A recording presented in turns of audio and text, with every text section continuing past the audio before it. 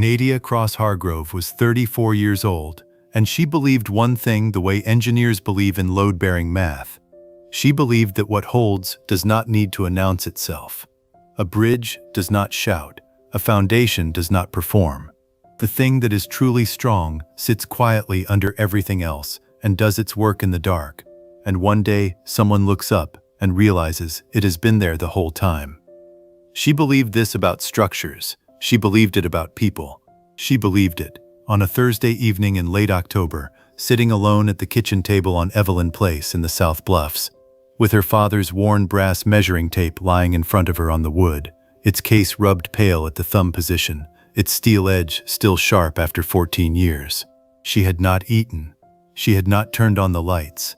The kitchen smelled of the coffee she had made at 4 p.m. and not poured, and outside the window the oak trees on the street had gone the color of old copper in the last of the afternoon light. Tomorrow was the Hargrove family annual charitable gala. Tomorrow she would stand in the Peabody Hotel on Union Avenue in downtown Memphis in a dress she had bought with her own salary and smile at 312 people, most of whom did not know her name and the rest of whom had decided it did not matter. She picked up the measuring tape, turned it once in her hand. She didn't know it yet. But in less than 36 hours, Margaret Hargrove would say something into a ballroom microphone that could not be unsaid. And then an attorney named Harold Finch would open a manila envelope in the same room, and everything, the whole careful architecture of what the Hargrove family believed about Nadia Cross, would come apart the way a structure comes apart when the hidden failure finally surfaces. Not with a crash, with a quiet, unstoppable settling. Stay with me. Yamtaningd, Yotaninga. Start in Orange Mound, because that is where Nadia started. Orange Mound is one of the oldest black neighborhoods in the United States, built after Reconstruction by freed people who purchased land and built houses with their hands on the southeast side of Memphis. By the time Nadia Cross was born there in 1990, it had survived urban renewal, highway cuts, disinvestment, and 40 years of being described by people who did not live there as a problem to be solved. Her father, Walter, did not describe it that way. Walter Cross had lived his entire life in a house on Spotswood Avenue, a beige house with a covered porch and a fig tree in the backyard that produced more fruit every August than two people could eat. He was chief maintenance supervisor for Memphis-Shelby County Public Works for 41 years. He maintained the infrastructure that held the city together. Roads, bridges, drainage, the systems no one thought about until they failed. He raised Nadia alone after her mother passed when Nadia was 9. He packed her school lunches until she was old enough to do it herself, and then he taught her to do it with the same precision he applied to everything else. Enough, balanced, nothing wasted. He taught her to read structural drawings at 12, took her to job sites on Saturdays, let her hold the measuring tape. She graduated from the University of Memphis with a degree in civil engineering in 2011. The day she received her professional license, Walter gave her the brass measuring tape from his own kit. He did not make a speech. He pressed it into her palm and said, "Now you can read what's wrong before it falls." She carries it in her left coat pocket to this day. She never uses it on job sites. It is not a tool. It is the weight she carries when she needs to remember who built her. She met Cole Hargrove at a city infrastructure meeting on a Tuesday in March 2017. He was there representing Hargrove Capital, which had interests in 2 downtown development projects that required bridge assessment sign-off from the county. She was there as the engineer assigned to the assessment. He spoke too much at the beginning of the meeting. She said 4 sentences total, all of them precise, and the meeting ended 11 minutes early because she had already answered every pending question in those 4 sentences. He found her in the hallway afterward. "You just ended a meeting that was scheduled for 90 minutes, he said. "It only needed 19, she said. He laughed. It was a real laugh, not a performance. She noticed. They had coffee that Thursday, dinner the following week. By June, they were spending every Saturday together. He took her to a restaurant on the South Bluffs with a view of the river, and they sat at a window table and talked until the restaurant closed, and when the server apologized for asking them to leave, Cole said, "We've been here 4 hours," with the kind of surprise that meant he had not noticed time passing, and Nadia thought, "This is a man who is fully here." She did not meet his family until 4 months in. That first dinner at the Hargrove House in Central Gardens, a restored 1920s brick colonial on Harvard Avenue with a circular drive and gas lanterns at the gate, set a tone that never changed. Margaret Hargrove looked at Nadia the way you look at a piece of furniture someone has placed in the wrong room. Not hostile, just certain of the error. "Cole tells us you work for the county," she said, over the first course. "I'm a structural engineer," Nadia said. "Of course," Margaret said, and turned to ask Priscilla something about a charity auction. Richard Hargrove Sr. looked at Nadia from across the table and said, "You're Walter Cross's daughter." It was not a question. Nadia looked at him directly. "I am." He nodded once, said nothing more. But something passed across his face in that moment, a recognition, a respect that Margaret did not see because she was not looking. Cole reached under the table and found Nadia's hand. She let him hold it. That was the night the wall began to build, one small brick at a time, invisible until it wasn't. Small surrenders, each one invisible on its own. Stacked together, they made a wall. They married in September 2018, a small ceremony at a venue on Mud Island with the river behind them and 43 guests. The Hargroves brought 30 of the 43. Delia Okafor stood beside Nadia. Walter Cross walked his daughter to the altar in his pressed white shirt and his best dark trousers. Margaret Hargrove did not cry at the wedding. She smiled at the correct moments. Nadia noticed the difference. The 6 years that followed were not violent. They were architectural. Pressure applied evenly over time, the way water finds the fault lines in a foundation and widens them so slowly that by the time the crack is visible, the damage has been done for years. Family dinners at the Harvard Avenue house. Margaret's comments, always delivered quietly, always in the register of casual observation. "Nadia, I keep forgetting. What is it exactly that you assess?" "Nadia, I'm not sure this neighborhood suits your style, though I suppose it's different when you're new to it." "Cole, I noticed Nadia's coat is from that place on Cooper. Isn't that sweet?" Always sweet. Always wrong. Priscilla followed her mother's lead with the enthusiasm of someone who had been waiting for permission. She included Nadia in group texts, then excluded her from the follow-up calls. She asked about Nadia's work with the specific cheerfulness of someone who does not expect a complicated answer. Cole noticed. Nadia saw him noticing. She saw him begin to say something at dinner once, in March of 2021, and then stop and refill his wine glass instead. She said nothing. This is the thing people misread about Nadia. Her silence was not surrender, it was documentation.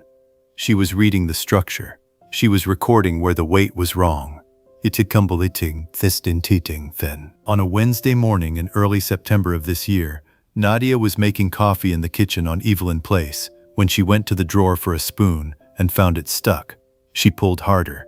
The drawer gave suddenly, sliding all the way out, and a folded piece of paper she had never seen slipped out from behind it and landed on the tile. She picked it up. It was a receipt, a florist on Union Avenue, dated 14 months ago. $230, a delivery address that was not Evelyn Place, a note field that said, "For the occasion, as promised." She read it once. She folded it back along its own crease. She put it in her coat pocket, next to the measuring tape. She finished making the coffee. She poured 1 cup. She drank it standing at the counter looking out at the backyard. She did not spill it. She did not set it down too hard. She called downstairs in the same voice as always. "Coffee's ready." This is what researchers call coercive control, not the dramatic kind, not the kind that announces itself, but the quiet kind that teaches someone to manage their own responses so carefully that the management becomes invisible even to themselves. Nadia had not been controlled, but she had learned, over 6 years, to hold herself very still in rooms that did not want her there. And that stillness, in this moment, was both her greatest asset and her one true cost. She called Delia that afternoon. The call was quiet. 3 words. "I need you. Stay with me." Because what Nadia finds 3 weeks later is the moment this story stops being about a marriage and starts being about something 41 years in the making. Mamitio. Why didn't she say something? Why didn't she ask directly? Here is the thing about structural engineers. They do not begin demolition before they have completed the full assessment. You don't tear out a wall because you think it might be load-bearing. You verify first. You document. You map every connection. And then, when you know exactly what you're dealing with, you make your decision with the full picture in your hands. Nadia spent 3 weeks being exactly who she had always been. She went to work at 7 a.m. She walked the I-40 bridge assessment every Tuesday. She made dinner on the nights Cole was home. She attended a county planning meeting on a Thursday and gave a 15-minute presentation on microfracture patterns in elevated roadway decking that resulted in 2 project modifications and a commendation from the deputy director. She was completely present in every room. She was also building a file. Delia came over on a Sunday with the yellow legal pad she always carried and sat at the kitchen table across from Nadia. "The florist receipt is the beginning," Delia said, "not the middle." "I know," Nadia said. "There's a woman named Kara Sutton," Delia said. She did not look up from the pad. "She's a marketing consultant. She and Cole have had lunch 17 times in 14 months at the same restaurant on Madison Avenue. He expenses it as client development. She is not a client." Nadia set her coffee cup down. "How do you know?" "Because I am a CPA," Delia said, "and when my best friend's husband's business filings started looking strange 2 years ago, I started paying attention. I never told you because you didn't ask." A long pause. "I'm asking now," Nadia said. Delia turned the legal pad around.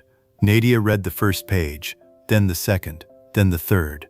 Here is what attachment theory tells us about this moment. When a person has built their deepest sense of relational safety around one individual, the evidence of betrayal by that person does not arrive as anger, it arrives as rearrangement. Every memory sorts itself. Every small moment you filed under complicated suddenly files itself under clear. The structure of what you believed realigns, and the new shape is not worse than the old one. It is just true. Nadia did not cry. She turned to page 4. She read until she was done.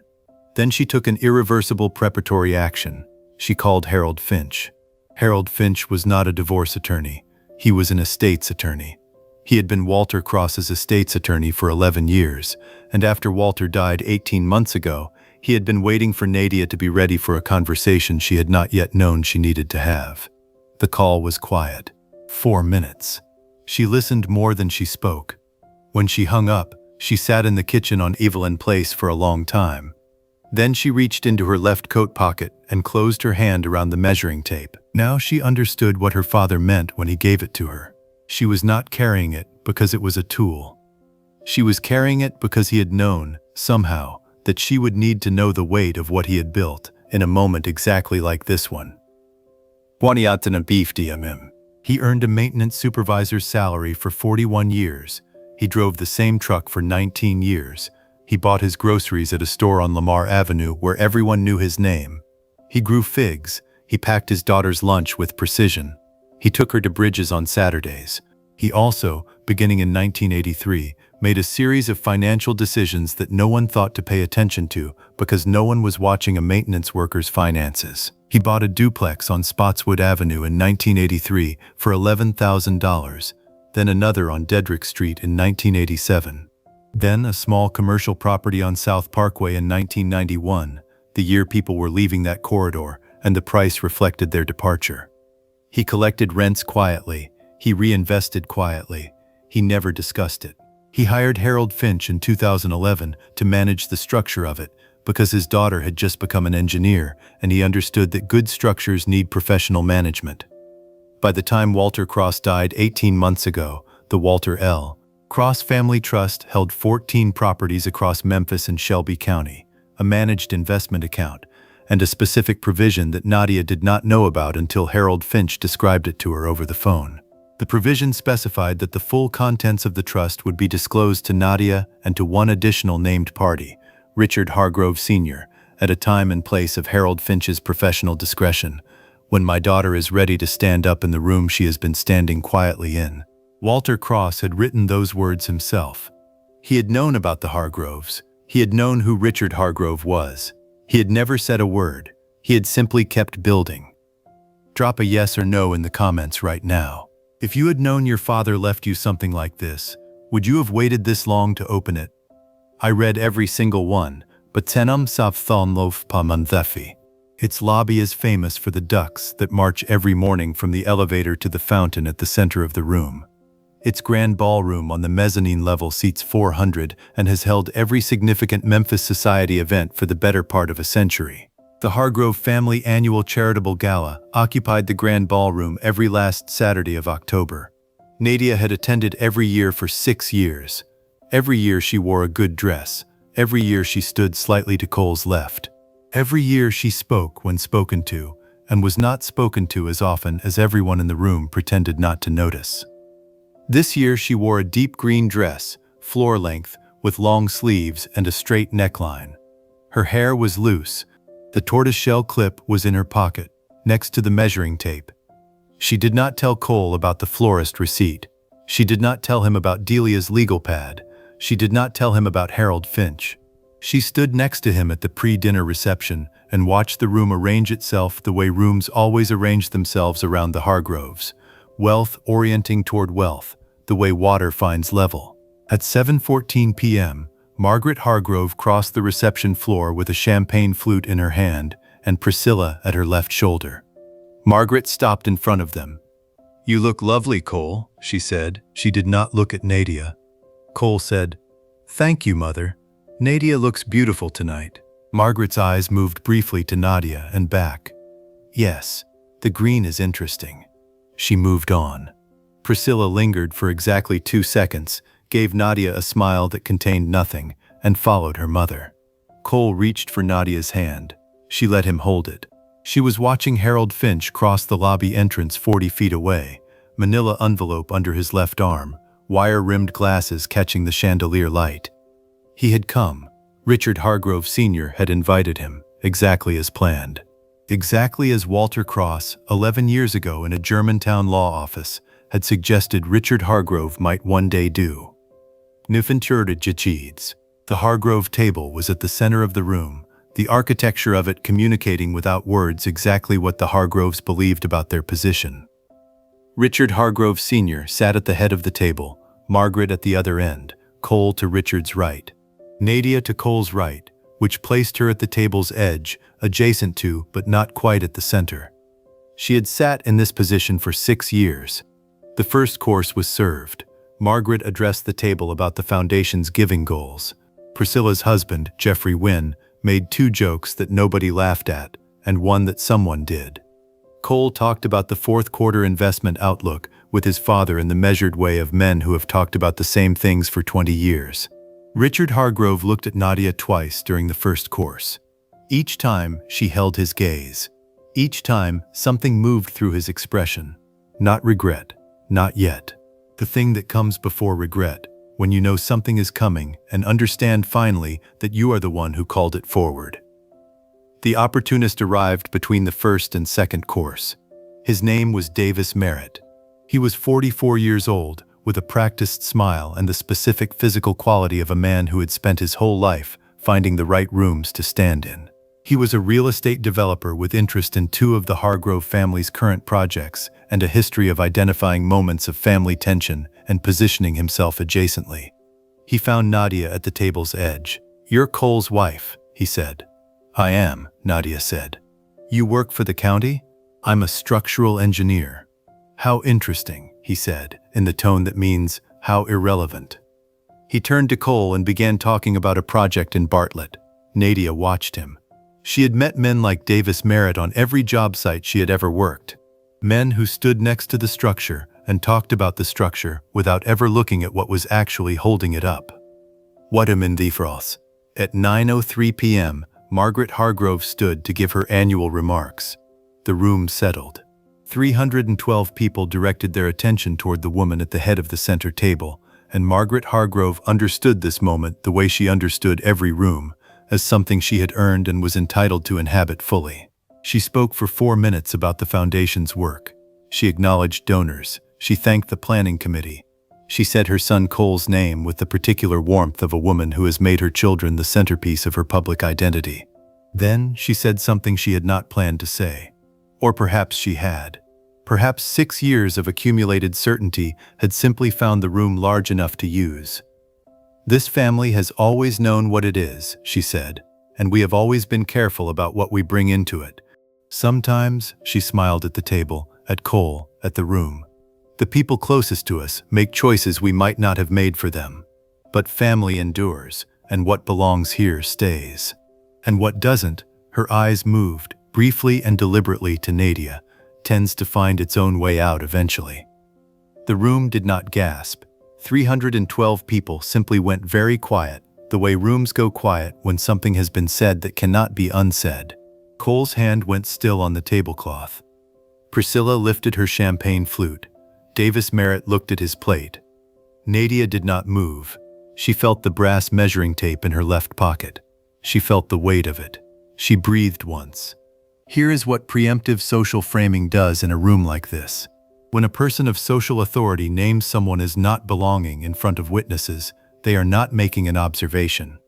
They are issuing an instruction. They are telling the room how to see, and the room, in that moment, always decides whether to follow. This room was deciding. At 9:07 p.m., Harold Finch stood up from his seat 3 tables to the left of the Hargrove table. He had been seated there by the event planner because Richard Hargrove Sr. had added his name to the guest list that morning. Harold Finch had not come to make a scene. He had come because Richard Hargrove had called him the previous Thursday and said, "I think it's time, Harold. The timing Walter wanted. I believe this is it." Harold Finch stood up because he had been reviewing the evening's program, the printed Gala booklet that listed all major donors, and he had noticed a discrepancy. A discrepancy in the real estate holdings listed under the Hargrove Foundation's current project portfolio. 3 of the listed properties, on South Parkway, on Dedrick Street, and on Spotswood Avenue, carried a footnote indicating that title assessment was pending. Harold Finch was a meticulous man. He was the attorney of record for all 3 of those properties. He knew their title was not pending. He knew who held their title. He had the paperwork in the manila envelope under his arm. He had simply, in the course of a routine review, noticed that the Gala booklet had listed properties as under Hargrove Foundation consideration that were, in fact, already owned by someone else. He walked to Richard Hargrove Sr. He did not do this dramatically. He walked the way a man walks when he has noticed an administrative error and intends to correct it, quietly, without performance. He leaned down. He said something in Richard's ear. Richard Hargrove Sr. looked at the booklet. He looked at the envelope. He looked at Nadia. Then he stood up. "Margaret," he said. The room had not fully recovered from Margaret's remarks. It was still in that suspended state between discomfort and the decision to move past it. Richard's voice carried without effort. "Before we continue," he said, "Harold needs to clarify something about the Foundation's property listings that affects tonight's program." Margaret turned. "Richard, this isn't Harold," Richard said. Harold Finch opened the envelope. He spoke clearly, in the even voice of a man who has delivered information in formal settings for 30 years. "The 3 properties listed in tonight's program as under Hargrove Foundation assessment are not available for acquisition," he said. "They are held in fee simple under the Walter L. Cross Family Trust. The sole trustee and beneficiary of that trust is Nadia Cross-Hargrove." The ballroom went completely still, not the held breath quiet of a moment ago. Something deeper. The specific silence of a room rearranging its understanding of what it is looking at. Margaret Hargrove's pearl-handled composure did not break, but something behind her eyes shifted. 312 people turned toward Nadia. Cole turned toward Nadia. Davis Merritt turned toward Nadia. Nadia sat for exactly 3 seconds, then she reached into her left coat pocket. She set the brass measuring tape on the tablecloth in front of her, next to her water glass. She stood. She looked at Margaret Hargrove directly. "My father built in silence," she said. "I learned it from him." She picked up her coat from the back of the chair. She walked out of the grand ballroom of the Peabody Hotel on Union Avenue in downtown Memphis. She did not look back. Behind her, she heard the room begin again. Not noise, not chaos. A low, rolling, irreversible recognition, moving through 312 people like a current through a structure that has finally met its load. The consequences arrived without Nadia engineering them. This is the part worth studying. She did not make calls. She did not issue statements. She did not post. She went home to Evelyn Place and made tea and sat in the kitchen and held the measuring tape and waited for her breathing to return to normal, and it did. By 11:30 p.m., in the quiet of a house she had decided to leave but had not yet left, Davis Merritt disappeared first. He sent Cole an email the following Monday morning saying he needed to step back from their current projects due to changing business priorities. Cole found the email at 7 a.m. He read it twice. He understood immediately what it meant. When a man like Davis Merritt leaves a room, the room has already changed direction, and he is simply the first one to confirm it. The Hargrove Foundation's property listings were corrected in a formal notice issued through Harold Finch's office that week. 3 properties removed. A one-line acknowledgement that the listings had been made in error. Margaret Hargrove did not call Nadia. She called Cole on Tuesday morning and spoke for 22 minutes. Nadia was not in the room for this call. She learned its content from Cole afterward, in the living room of the Evelyn Place house, with both of them sitting on the couch and the October light coming in flat and gray through the windows. She said she didn't mean it the way it sounded, Cole said. Nadia looked at him. He looked at the window. She also said the property situation was a clerical error that anyone could have made, and that Harold Finch handled it very dramatically. Is that what you believe? Nadia said. A long pause. No, he said. What do you believe? He did not answer for a long time. I believe, he said finally, that I have spent 6 years choosing not to say the thing I should have said. This is full attribution clarity. The moment a person sees the complete shape of their own choices laid end to end and cannot arrange them into a story where they are not responsible. Cole Hargrove sat in the living room of his own house and saw 6 years of small choices arranging themselves into one long, clear shape. He had loved Nadia. He had chosen his family's comfort over her dignity, repeatedly, in 100 small rooms, and told himself each time that it was a one-time concession. He saw now that there is no such thing. I also believe, Cole said, that I don't deserve to ask you to stay. No, Nadia said, you don't. She said it without cruelty, just clearly. Gilliam bums, mångder pinchoidien. She moved out of Evelyn Place in the second week of November. She rented a house in Midtown, 2 blocks from Delia, a small craftsman on Felix Avenue, with a porch and a fig tree in the backyard that had not produced fruit in 2 years, but that looked, Nadia thought, like it was considering it. Cole signed the separation paperwork with his silver Mont Blanc pen. He did not argue. He did not contest the terms. He made one phone call to Nadia in December. It was quiet. He said, I know it's too late. I just wanted you to hear me say that I am sorry. Not for getting caught, not because of the property, because I saw you in that room and I did not stand up fast enough. Nadia listened. I hear you, she said. A pause. That's all I have, he said. I know, she said. She stayed on the line for 2 more seconds. Then she said, take care of yourself, Cole, and she hung up. This is acknowledgement without forgiveness, not cruelty, not closure exactly. The specific gravity of a door that has been closed by someone who has decided to be done, and who does not hate the person on the other side of it. Minus mein Hund, not that Frondi, undu ein sich. Margaret Hargrove's moment of real grief arrived 6 weeks after the gala. She called Nadia's cell phone on a Sunday afternoon in December. Nadia answered. I would like to speak with you, Margaret said. All right, Nadia said. A long pause. The longest Nadia had ever heard from Margaret Hargrove. A silence that held real weight. I have been wrong, Margaret said, about you, for a long time. And I said something in that room that her voice changed, and the change was real, Nadia could hear it. I cannot explain it except to say that I was afraid of what I didn't understand, and I let that fear be cruel. Nadia was quiet. I don't expect forgiveness, Margaret said. I only wanted you to know. I know, Nadia said. She held the phone for a moment. She did not say, it's all right. She did not say, I forgive you, she said. Walter used to say that the structures we build when we're afraid are always the least stable ones. I think he was right. A pause. I think he was right too, Margaret said. It was the most honest thing Margaret Hargrove had said in 6 years. It was too late to change the shape of what had happened, but it was real. And real things, even late ones, land somewhere. Mandiana swarmiatan tafalberlo.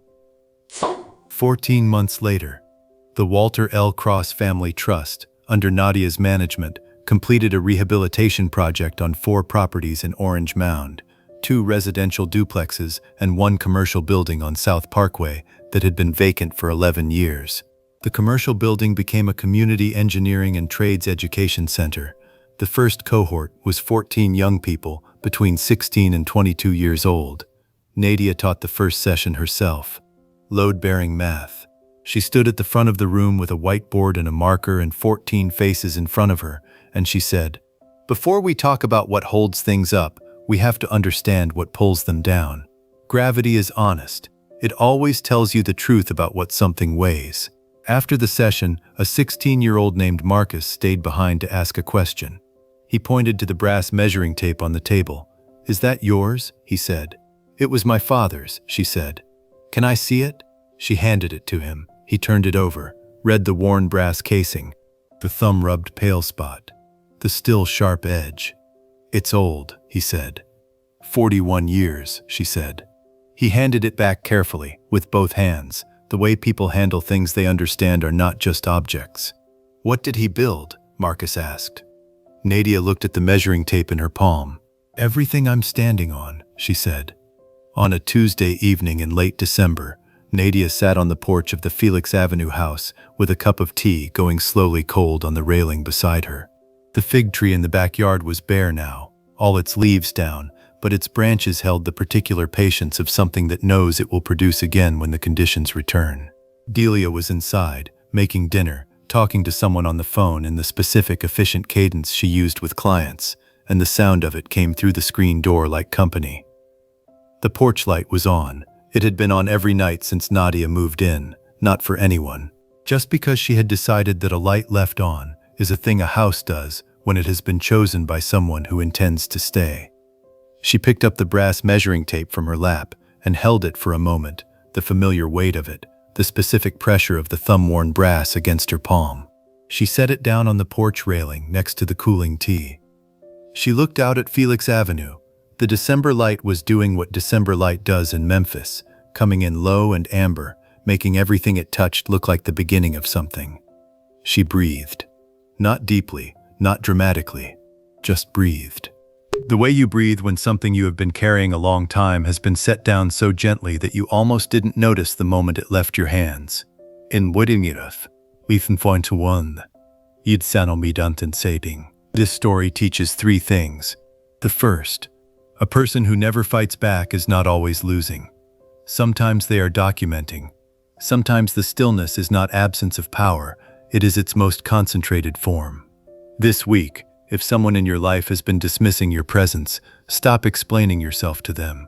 Your record is being written whether they read it or not.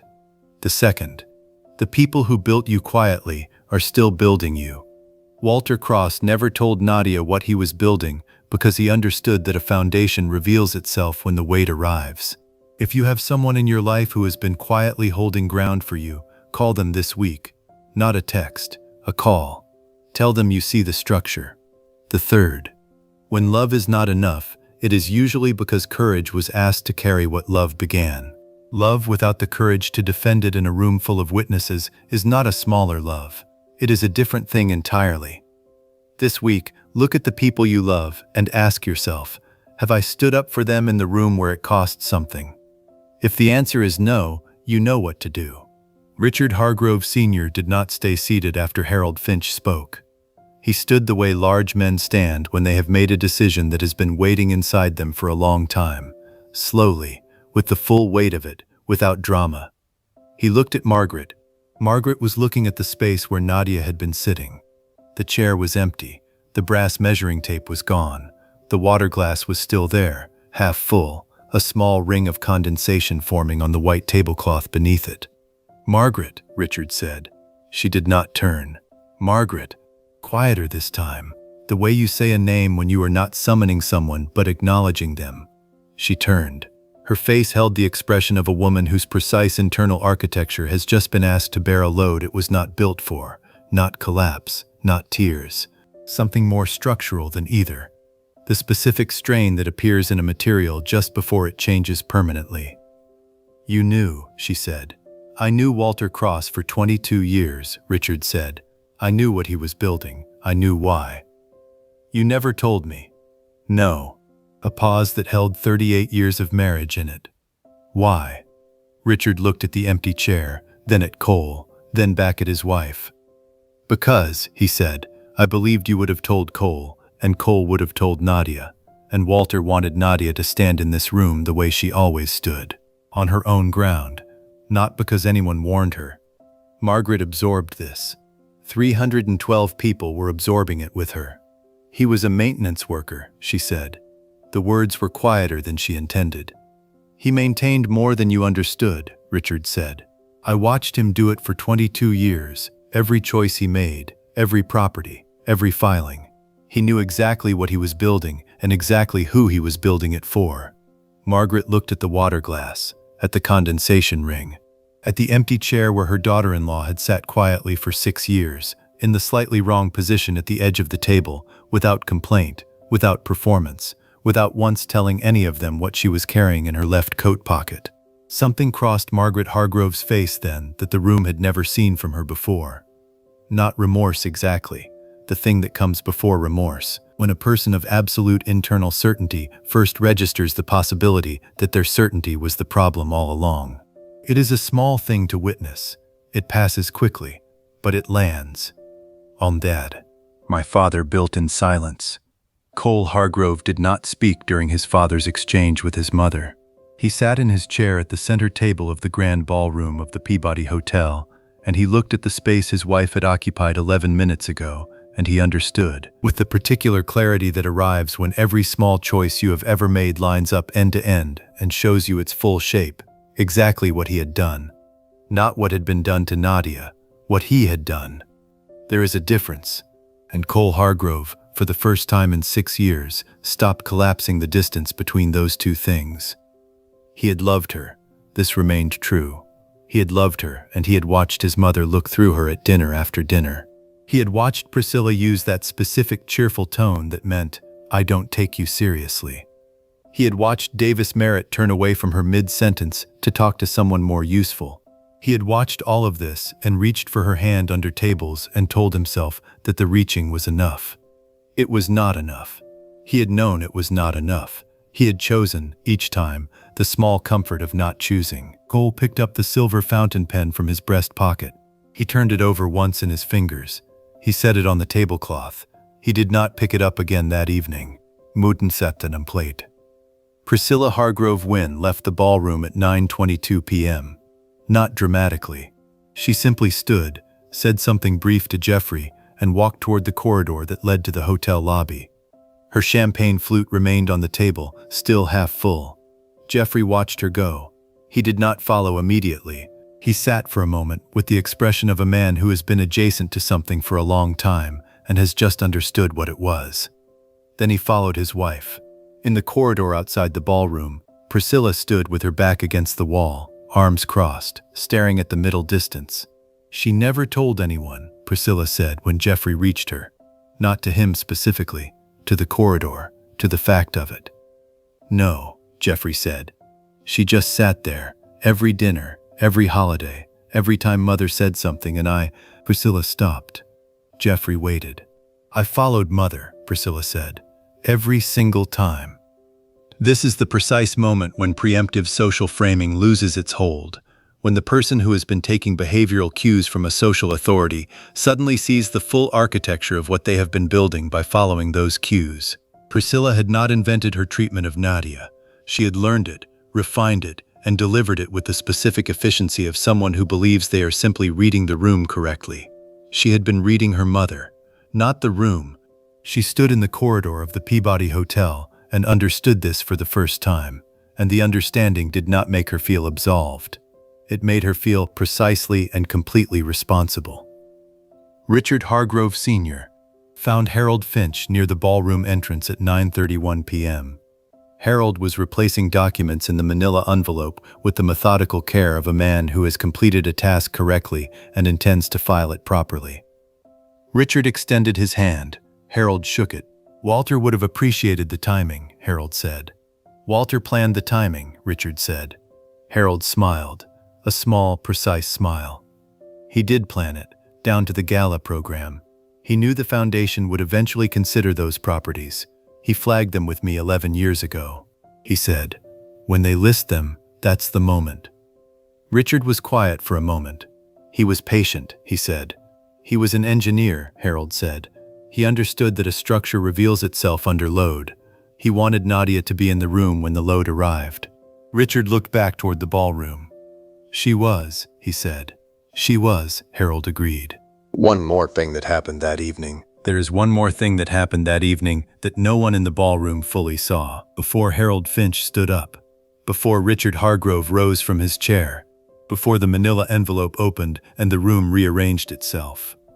At 9:05 p.m., 1 minute and 40 seconds into Margaret's remarks, the moment her eyes moved to Nadia with that brief, deliberate, surgical glance, at that precise moment, Richard Hargrove Sr. looked at his wife across the length of the center table.